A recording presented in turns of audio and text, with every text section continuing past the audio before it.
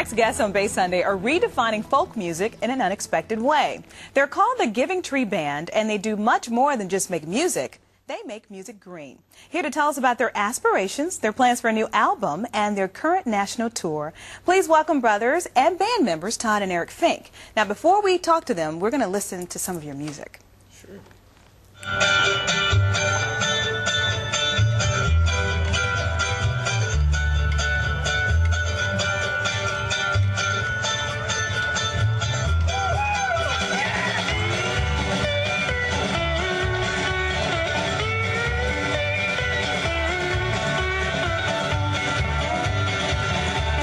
Okay, now that sounds like a good old time. What was that? That was actually, that was not too long ago at the Love Your Mother Earth Festival that we headlined in Missoula, Montana. Whoa. Okay, and how many people are actually in the band? It's an 8-person band. It's a big band, big folk rock ensemble. Okay, and what's up with the name, the Giving Tree Band? Tell me about that.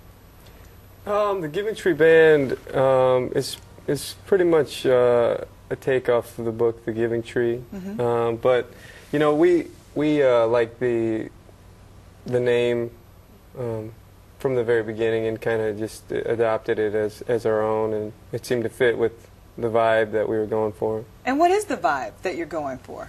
Well, it's a folky vibe, you know, and you look a little folky.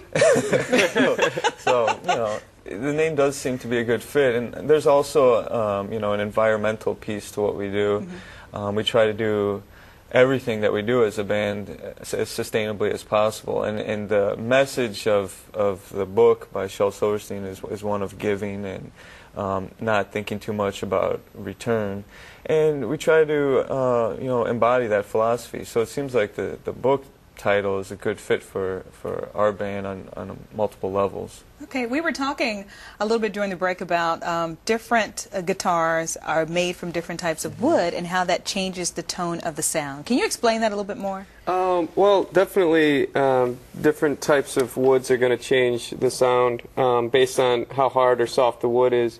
For us, we feel, for example, this instrument was actually handcrafted by a luthier out of Ohio named Jason Harshbarger, who makes instruments for us, and it was made with naturally fallen or reclaimed woods. In this case, it's a walnut sides and back, and then a spruce top.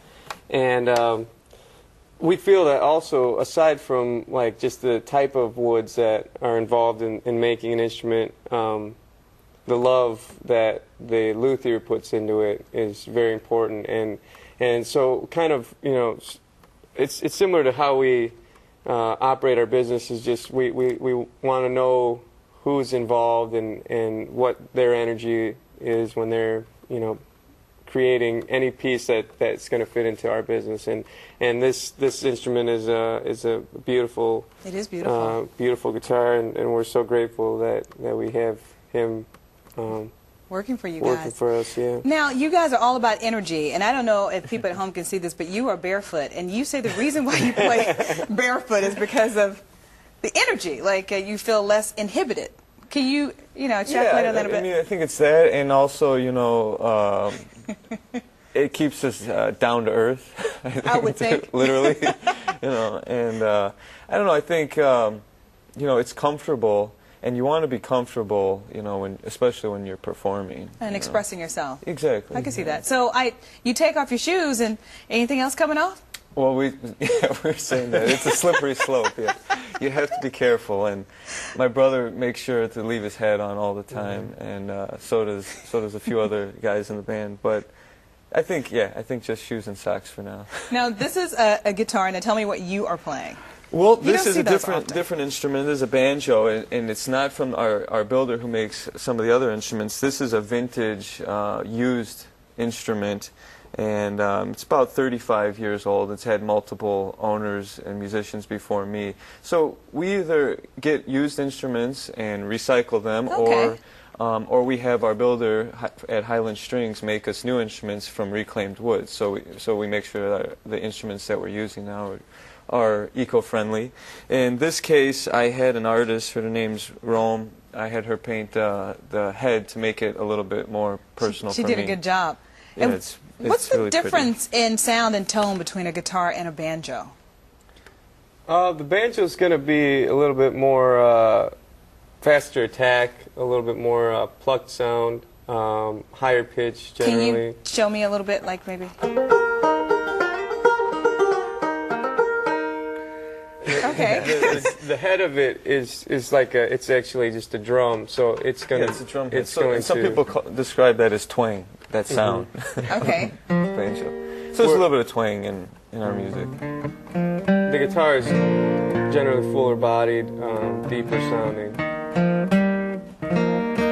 But so the way our band works, we have mandolin, slide guitar, second acoustic guitar, violin, drums, bass, and of course banjo and this guitar. And so it kind of, frequency-wise, they kind of just stack on top of each other and go up, the mandolin being on the high end of the frequency spectrum. Okay, so you guys are touring. Where are you going next? Where are you headed to?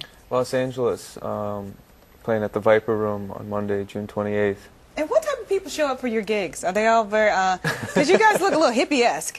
So do you, is that who shows up for your gigs? We get all types of people. We've played shows all over the country and all different venues, and we've had infants to senior citizens, and all walks of life, and we feel like we try to make music for everybody, Okay. So we're going to have you guys actually close us out a bit. So you're going to play, I think, Rocky Road, right? Mm-hmm. So you'll just play a little bit for us, and we're going to tell people how they can get your music, and you can feel free to keep playing. Okay. Sure. Thanks so much for having us, Tracy. Oh, thank you guys for being here. The Giving Tree Band's albums are available for purchase online. For more information,